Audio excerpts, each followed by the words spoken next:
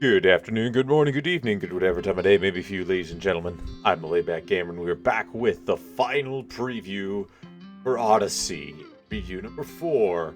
2 days out from when it's going to be a release to everybody. And I saw a video on my YouTube. Apparently Rat Knight had gotten access to it early, so congratulations to him. I am not at all envious of that. And yeah, so let's jump right into this. So it's a final preview, bit of a grab bag of everything, covering quests, Mechhive endgame, drone traps, unique weapons, miscellaneous stuff, and languages.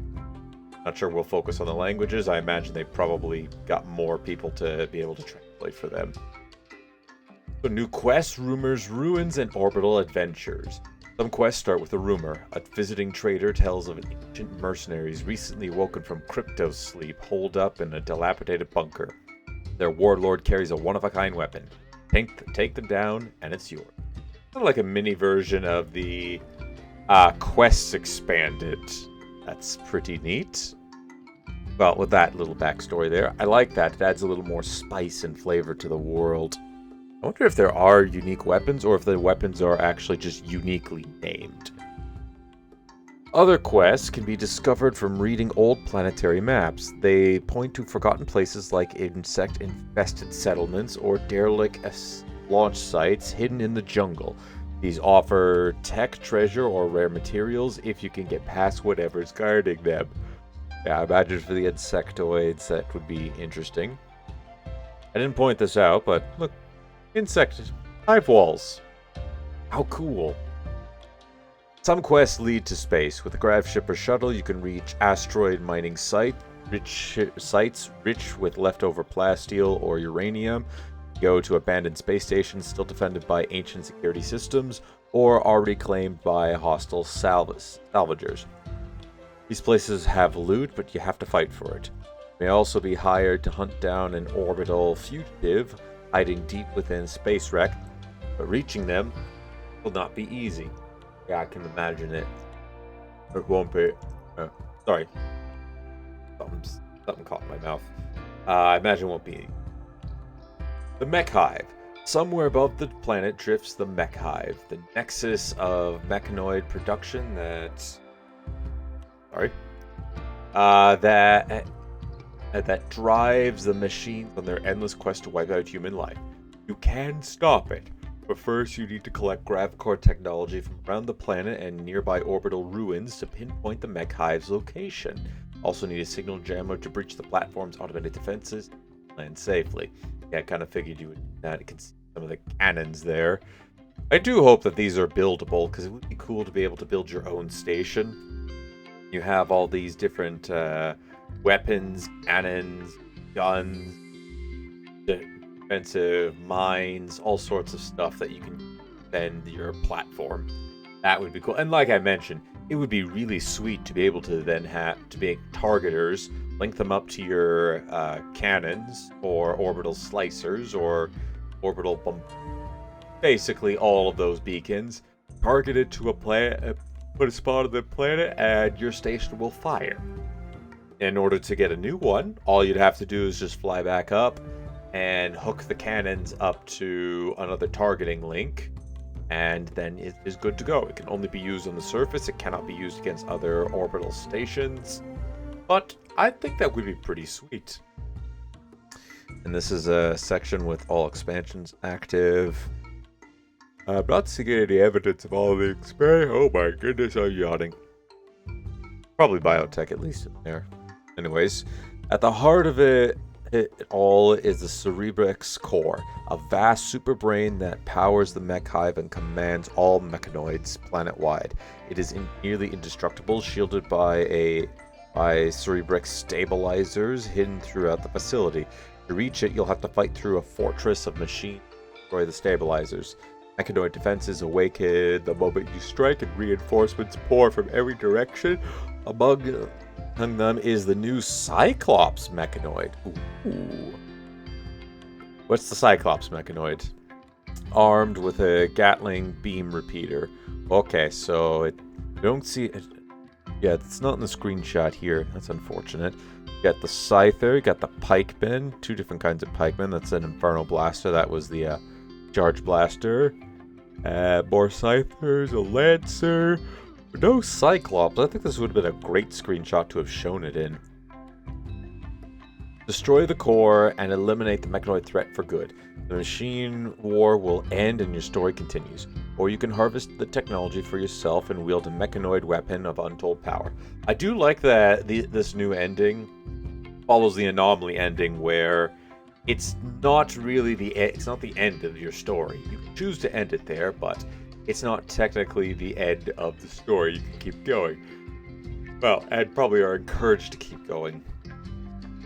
Similar to the Anomaly ending, where you're encouraged to keep going because you still have all this, the aftermath of surviving everything that has happened. And yeah, I like that. I'm very happy that they're moving away from ideology ending, and I guess even royalty ending was... It's not the end of the story of your colonists, or your colony if you choose to leave some people behind, but it is kind of the middle of the road there. Same with the vanilla ending. And then ideology just flatlines there. That's it. Nothing more can be done. I still hope they come back and explore that future in a DLC at some point. Anyways, 2 drones and traps. Ancient ruins are defended by drones to kill trespassers. Some lie hidden in the darkness. Trigger the moment they detect the intruder. Hunter drones rush enemies and detonate on contact. Blast them apart before they reach you or run for your life. Colonists can research and build their own hunter drones, either as stationary traps or as wearable hunter drone packs that you can launch during fights. Cool. Wasp drones split into swarms of stinging units, injecting paralytic venom into their targets. Sentry drones are heavy-duty bots that armed with scatterguns, doomed to follow their programming. They patrol relentlessly, ready to ambush careless explorers. That's pretty cool. I don't exactly need Biotech in order to use them either, which I think is neat. Though I imagine would they have any interaction with Biotech? Oh, that's a good question. But regardless, it is cool to see those drones in action. Unique weapons. Odyssey introduces weapons, rare one-of-a-kind variants of guns. They come with custom names, randomized traits, visual mods, special abilities that change how they perform and feel in combat. Kind of similar to the Persona weapons, I guess. You might find a chain shotgun named Thunderous Gut Spewer with incendiary pelts and a short-range AI targeting system that tightens its spread. Pretty much, I think of the Dragon's Breath with that from Black Ops. Oh, I still love the sound effect that made. I know it was just the ordinary shotgun with a flame sound on it, but that was. Anyways, I'm going on a tangent again. Or a heavy SMG that fires Tox rounds, accented with a jade inlay that looks sick but isn't very accurate. Some even come with underbarrel attachments like grenade launchers, smoke canisters, or EMP cannon. Weapons are rare. You can acquire them through quest rewards by raiding hidden orbital stashes, opening crates found in ruins, or another secret method. Does this have to do something with the mech endgame? I imagine you could be able to craft it, though it would take quite a bit in order to... I would say you'd have to go through the mech endgame in order to be able to craft your own unique weapons. That does sound like something that would be worth the prize in going after them. As we can see, we had the exceptional lover here. Aim assist, incendiary rounds, extended mags, so they can fire more. Pretty cool. They got flammable rounds and aim assist, so they can hit a lot better. Pretty cool. I like that. Wonder if there's a way to be able to make your own custom ones. Yeah, I'm sure a modder will probably be coming out with that in the future, but it would be cool if wait, what am I saying? You probably will be able to make that. Well, I don't remember what I'm going to say. this? Yeah, I honestly don't remember. But it is cool to see that we are getting unique weapons added into the game, and it would add a lot to ideology, especially if you can select one of the. Yeah, that's actually what I mean by create custom. Before you even start the game, create a customized weapon, and have that set as a weapon that your people worship because it is, just a really famous gun. Oh, yeah, that would be really cool if you could do that as a way to integrate that part of ideology in a little bit. Then we're on to the miscellaneous. Statues let artists sculpt friends, lovers, or rivals, immortalizing their likeness in metal, wood, or stone, or making a very unflattering imitation of them.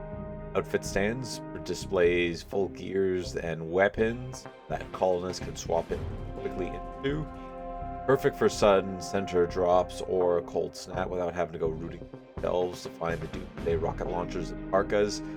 For that, heavy bridges allow you to build whole colonies on water. They're stronger than wood bridges, so they can support stone walls, big buildings, everything a colonist needs. Very nice. Now, if only we can get it to...